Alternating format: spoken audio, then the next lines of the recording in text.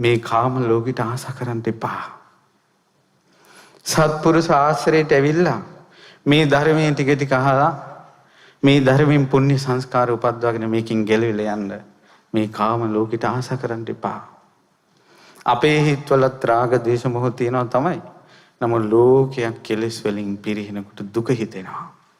මේ තමයි අවසාන යුගයේ මේ උතුම් බණපදයක් ඇහෙන අනාගතේ විනාශ වෙනවා. බණ කියන්න රටක්. ඒක සත්පුරුෂයන් වහන්සේලාට පෙනෙන නිසා තමයි මෙච්චර කෑ ගහන්නේ.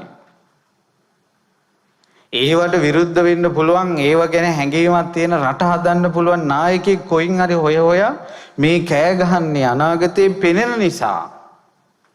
දැන් ගොඩාක් පිටරටවල වල ඒතිස් ආගමක් නැහැ. ආගමක් නැති තැන ඉවරයි. කර්මඵල විශ්වාසي නැහැ. පන්න පිටින් සත්තු කනවා. චීනි හදන්න එක දරුවයි. ඊතුරු දරුවෝ බඩට ආවොත් එහෙම අඬු දාලා අරගෙන තම්බල කනවා. ආගමක් නැත. පිම්පව කුසල් ලකුසල් නැත. ඕන්න රඳවන ඕන්න පාලනය කරන සත්පුරුෂ බලවේගයක් නැත. ඔය ලෝකෙටද නොබලා යන්න හදන්නේ. ඔය ලෝකෙටද යන්න හදන්නේ. දැන් අසරණයි. තාක්ෂණයේ පිටිපස්සේ බලයල්ලා. අන්න තාක්ෂණයේ තියෙන රට අසරණ වෙලා. ආර්ථිකය කියලා කෑ ගහපල්ලා. අන්න ආර්ථිකයේ තියෙන රට අසරණ වෙලා. අපිට කණ්ඩ බොන්න ඕන, සැපෙන් ඉන්න ඕන, ජොලි කරන්න ඕන කියලා කෑ ගහපල්ලා. අන්න ඒ රට අසරණ වෙලා. වතුර ඉදිරියේ, සුළඟ ඉදිරියේ, ගින්න ඉදිරියේ, ලෙඩ රෝග ඉදිරියේ සත්වයා අසරණයි.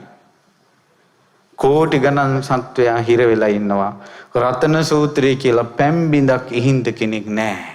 සරණක් නැහැ. ඔහු මැරෙන්නේ කොහොමද?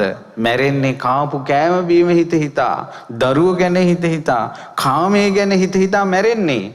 බුදු කෙනෙක් ගැන හිතා මැරෙන්න ඔවුන්ට පිනක් නැත. ධර්මයේ ගැන හිතා, සංඝයා ගැන, රහතුන් ගැන, හදපු චෛත්‍ය ගැන, වැඳපු බෝධි ගැන, කරපු පින් ගැන, දුන්නා වූ දාන ගැන, ඇසූ බණක් ගැන හිතා මැරෙන්න ඔවුන්ට අස්වැසිල්ලක් නැත. ඒ වනාහි අසරණ බවයි. නුඹලා අසරණ වෙන්න එපා.